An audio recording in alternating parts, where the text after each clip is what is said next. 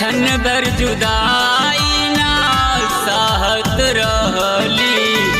अब तो दीवाना काहे कटी नहीं रतिया, अब तो दीवाना काहे कटी नहीं रतिया।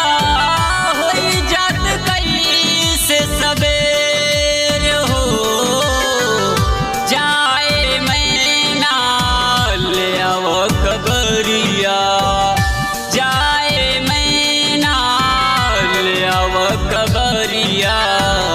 कैसा